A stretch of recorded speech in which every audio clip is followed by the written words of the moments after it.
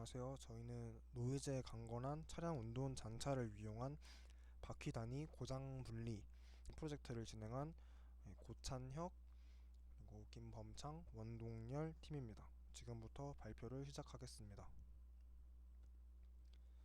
발표는 이렇게 네 부분으로 구성됩니다. 먼저 연구 배경과 제한 방법을 설명하는 인트로덕션, 그리고 데이터를 어떻게 만들었는지 다루는 데이터 익스트랙션, 그리고 모델 구조와 학습 과정을 설명하는 모델 트레이닝, 그리고 마지막으로 기존 방식과 정량적으로 비교한 테스트 결과 순으로 진행하겠습니다. 먼저 연구 배경입니다. 차량의 고장을 진단하는 관점은 크게 두 가지가 있습니다. 첫 번째로 액추에이터를 개별적으로 모니터링하는 방식입니다. 각 액추에이터의 출력을 직접 감시하는 방법인데 핵심 한계는 액추에이터마다 전용 센서가 필요하다는 점입니다. 예를 들어서 바퀴별 제동압이나 전류 센서가 필요한데 센서를 추가하면 비용과 배선 그리고 또 중량이 늘어나는 단점이 있고 또 센서 자체가 또 새로운 고장점이 될 수도 있습니다. 그리고 모든 차량이나 또 액추에이터에 이런 센서가 갖춰져 있지도 않습니다. 그래서 저희가 제안하는 방식은 그 차량 운동 기반 통합 모니터링 방식입니다. 이미 차량에 탑재된 공톤 센서, 휠 속도라든지 IMU 센서만 사용을 하고 또 핵심 아이디어는 한 바퀴의 제동 고장 과출력이 동방향의 속도, 요레이트, 가속도, 휠 슬립에 동시에 영향을 준다는 점입니다. 따라서 이 차량 운동의 이상을 분석하면 추가 센서 없이도 어느 바퀴가 고장났는지 식별할 수 있습니다. 한 문장으로 정리하자면 액추에이터마다 센서를 다는 대신에 이미 있는 차량 운동 센서로 바퀴 단위 고장을 진단한다가 이 프로젝트의 핵심입니다. 고장을 진단하는 방법 중에 수학적 모델 기반 잔차를 기반으로 고장 진단을 하는 방법이 있습니다. 차량 동력학 모델이 예측한 정상 운동 y 햇과 그리고 측정값 y의 차이를 잔차로 정의를 하고 이 고장이 발생하면 잔차가 갑자기 커지기 때문에 전통적으로는 여기에 고정 임계값을 걸어서 고장을 판단합니다. 그런데 이 방식은 센서 노이즈, 또 모델 오차, 그리고 주행 조건 변화에 민감하다는 한계가 있습니다. 이 노이즈가 잔차의 크기와 부호 경계를 흐리면 또 오경부나 미검출이 발생할 수도 있습니다. 그래서 저희가 연구하고자 하는 방향은 모델 기반 잔차를 학습시켜서 고장을 진단해내는 방법입니다. 차량 동력학 모델로 정상 운동을 예측하고 그리고 측정값에서 예측값을 빼서 잔차를 만듭니다. 그리고 이 잔차를 딥러닝 분류기에 넣어서 고장난 바퀴를 직접 분류합니다. 아래 아키텍처를 보시면 카메이커 차량 모델에서 노이즈가 포함된 센서 신호가 나오고 또 차량 모델 관측기를 거쳐서 잔차 신호가 만들어집니다. 이를 윈도우 처리해서 분류기 입력으로 넣고 최종적으로 5개의 클래스를 출력합니다. 고장 클래스는 이렇게 5개인데 0번은 정상, 1번부터 4번까지는 각각 FL, FR, RL, RR 바퀴의 제동 과출력 고장입니다. 목표는 이제 노이즈가 포함된 잔차로부터 이 5개 클래스를 실시간으로 분리하는 것입니다.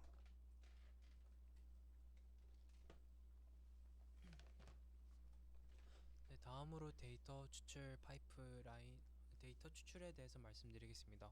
저는 데이터 추출본을 맡은 원동열이고, 데이터 추출 파이프라인으로는 저희가 시뮬링크와 카미컬을 연계한 실시간 하이피델리티 다이내믹스 모델 시뮬레이터를 사용해서 하였고, 이에 대해서 시뮬링크에서는 제어 로직 및 브레이크 고장 입력을 관리하고 각 시나리오별 주행 조건과 고정 조건을 자동으로 변경했는데, 고장 조건에서는 시뮬링크에서 변경을 하고 칸메이커에서는 주행 조건을 다변화하여서 이제 시뮬 데이터 추출을 하였다고 말씀드리고 싶습니다.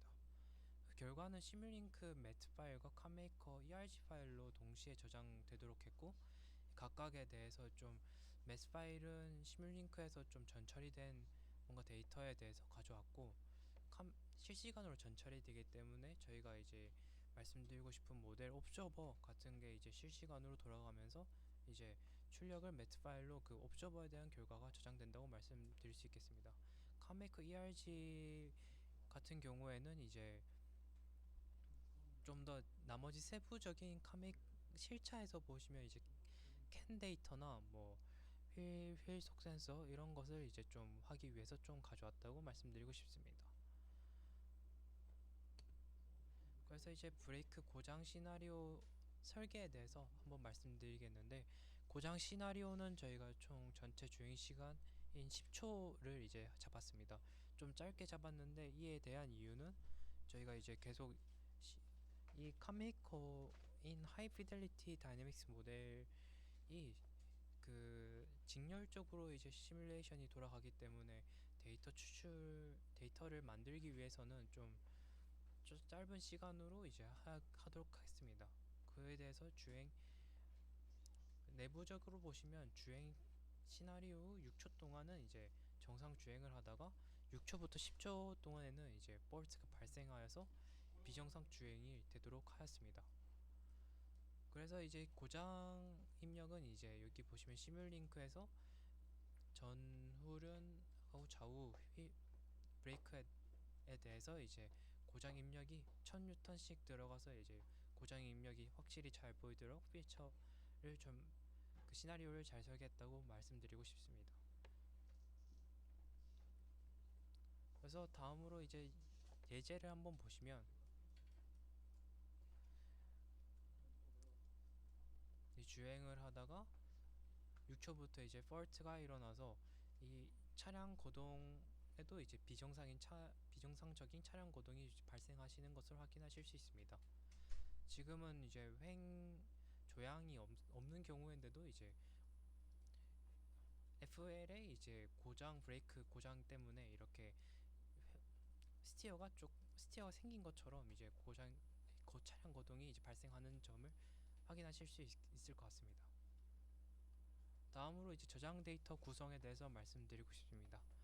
저장 데이터는 이제 저희가 아까 전에 말씀드렸다시피 매트 파일과 ERG 파일로 이제 저장이 되는데, 매트 파일 같은 경우에는 이제 아까 전에 말씀드렸듯이 시뮬링크에서 옵서버 나오는 출력 같은 게 저장이 되고, ERG 파일은 카메이커에 대해서 좀 원시 데이터라서 완전히 트루 데이터가 좀 저장되는 것을 알 수 있습니다.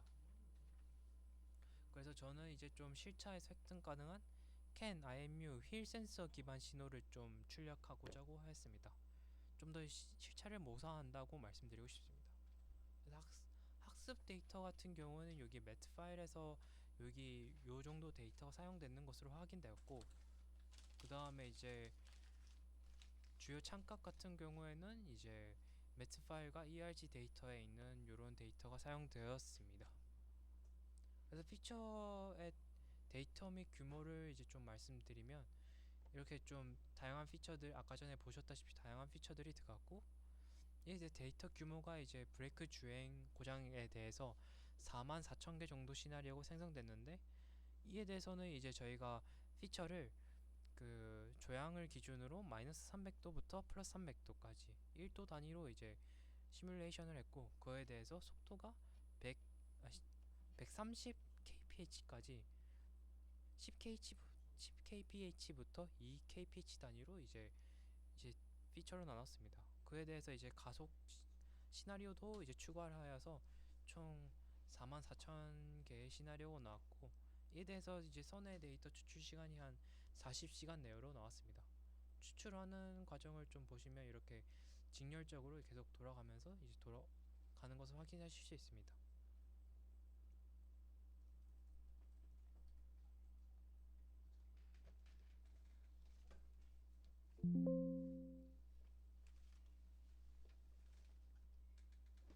네, 다음으로는 저희가 사용한 딥러닝 모델에 대해서 말씀드리겠습니다.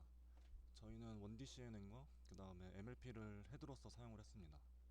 여기서 1D CNN 같은 경우에는 입력으로 사용되는 잔차 시계열에서 패턴을 추출하는 역할을 하게 되고, MLP는 여기서 추출된 패턴을 인풋으로 받아서 이것을 바탕으로 이제 최종 분류를 수행을 하게 됩니다. 저희가 여기서 1D CNN을 사용한 주요 이유는 저희 문제 구조상 이게 윈도우가 슬라이딩을 하면서 연속적으로 데이터가 들어오게 되는데, 그때 이제 샘플들 간의 어떤 코릴레이션과 인접선 임접성에 대한 패턴을 학습을 하기 위해서 원DCNN을 채택을 하게 됐습니다. 그래서 모델과 인풋 아웃풋은 보이시는 것 같고요. 그다음 로스 펑션으로는 크로스 엔트로피 로스, 그다음에 옵티마이저로는 아담을 사용했습니다. 다음으로는 그 아키텍처의 인풋과 아웃풋에 대해서 말씀드리겠습니다. 먼저 인풋 피처로는 여기 보이시는 여러 변수들의 레지듀얼을 사용을 했습니다. 총 9개로 이루어져 있고, 그 다음에 윈도우는 이제 각 피처들에 대해서 이제 0.1초 간격으로 총 500개씩 해서 총 0.5초 간격의 윈도우를 구성을 했습니다. 네, 그래서 이 윈도우가 이제 총 500개의 샘플을 다루게 되고, 이게 이제 0.1초 간격으로 슬라이딩을 하면서 입력을 생성을 하게 됩니다. 그 다음에 아웃풋으로는 먼저 이제 뭐 정상 상태를 나타내는 뭐 노멀, 그 다음에 각 바퀴에 대한 브레이크 보장에 대한 분류를 출력을 하게 됩니다.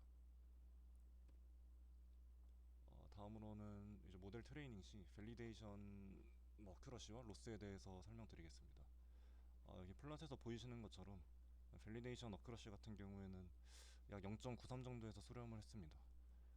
그리고 이제 트레인 로스와 밸리데이션 로스를 보시게 되면은 이제 어느 지점 이후부터 이게 둘의 차이가 커지면서 이제 오버피팅 되는 경향이 나타나게 됩니다. 그래서 저희는 적절한 체크 포인트에서 체크 포인트의 모델을 저희 프로젝트에 사용을 했습니다. 다음은 테스트 퍼포먼스입니다. 전체적으로는 한 0.95 정도의 어큐러시를 보였고, 그다음에 약 0.92 정도의 매크로 F1을 보였습니다.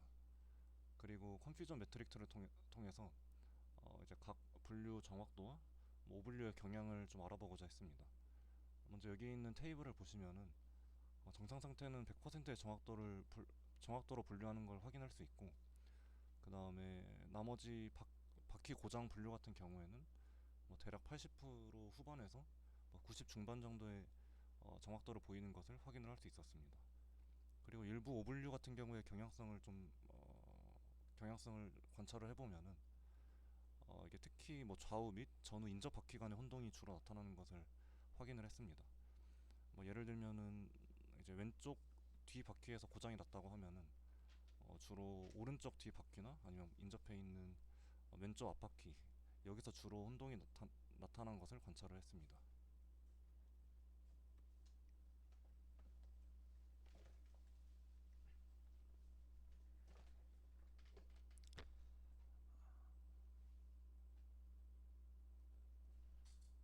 네, 이제 실시간 테스트입니다. 이 비교 대상은 저희의 그 원리 CNN MLP와 그리고 고정 스레스홀드의 베이스라인입니다. 두 방식 모두 동일한 장차를 입력받고 센서 노이즈가 적용된 환경입니다. 테스트 시나리오는 직진 중이고 속력은 30, 70, 100km/h로 세 가지로 나눠서 평가를 했습니다. 고장은 4바퀴 브레이크에 1000Nm의 과출력 토크를 주입하며 아래 표처럼 10초 단위로 처음 10초 동안은 정상, 그리고 10에서 15초 동안은 FL 바퀴의 고장, 또 15초에서 20초 사이에는 정상이다가 다시 20에서 25초에서는 FR 바퀴의 고장, 이런 식으로 30에서 35초 RL, 40에서 45초 RR 이런 고장을 주입하여 시나리오를 진행했습니다. 먼저 30km/h 결과입니다. 파란 실선이 저희의 모델 MLP이고 주황색 점선이 스레스홀드 방식의 결과입니다. 그리고 또 음영 구간이 실제 고장 구간입니다. 보시면 두 방식 모두 내 고장을 정확하게 분류를 하긴 합니다. 다만 진단 지연 시간을 보면 차이가 조금 있는데, 이 오른쪽 표에서 그 MLP 방식은 약 1.1초에서 1.5초 만에 고장을 판단하는 반면에 그 스레스홀드 방식은 1.9초에서 2.5초 정도로 더 느립니다. 이 속도에서는 둘 다 고장을 진단하긴 하지만 규칙 기반인 스레스홀드 방식이 더 큰 지연을 보입니다. 속도를 70km/h로 올리면 차이가 조금 더 분명해지는데, 그 CNN은 여전히 내 고장을 모두 빠르고 정확하게 분류를 합니다. 그런데 스레스홀드 방식은 앞바퀴 고장인 FR과 FR을 뒷바퀴 RL과 RR로 오분류하고 있습니다. 표에서 FR과 FR 바퀴의 스레스홀드가 지금 표시되어 있지 않은데 이것은 끝까지 정답을 맞추지 못했다는 의미이고 뒷바퀴 RL, RR 바퀴는 맞추긴 하지만 4.1초 정도나 걸립니다. 고정 인계값이 이 속도 70km/h와 맞지 않아서 앞바퀴의 고장을 뒷바퀴로 좀 착각하고 검출도 크게 느려진 것입니다. 속도가 100km/h에서는 차이가 더 커지는데요. CNN은 네 고장 모드도 정확하게 분류를 합니다. 다만 여기서 조금 한 가지 특이점이 있는데 고장 진입 시점에 FR 고장 진입 시점에 순간적으로 RR로 잘못 분류를 했다가 곧바로 다시 FR로 정정을 합니다. 이것은 고장 진입 시점에 윈도우 안에 정상 데이터와 고장 데이터가 섞여 있어서 슬립 잔차가 아직 충분히 발달하지 않았기 때문입니다. 짧은 트랜지언트는 있지만 최종 판단은 정확합니다. 반면 스레스홀드 방식은 여기서도 앞바퀴를 뒷바퀴로 오분류하고 뒷바퀴 검출은 5.6초에서 6.2초 정도까지 더 느립니다. 정리하면 속도가 올라갈수록 고정 스레스홀드 방식은 오분류와 또 지연이 심해지는 반면에 저희 학습 기반 모델은 별도의 재튜닝 없이도 모든 고장을 빠르고 정확하게 분리합니다. 특히 이 MLP의 오분류는 조금 순간적이고 스스로 정정되는 트랜지언트인 반면 스레스홀드의 오분류는 조건이 바뀌면 끝까지 틀리는 구조적인 한계라는 점이 핵심적인 차이입니다. 이상으로 발표를 마치겠습니다. 정리를 하면 저희는 추가 센서 없이 차량 운동 잔차만으로 노이즈와 주행 조건 변화에 강건하게 바퀴 단위 제동 고장을 실시간으로 분리할 수 있음을 보였습니다. 경청해 주셔서 감사합니다.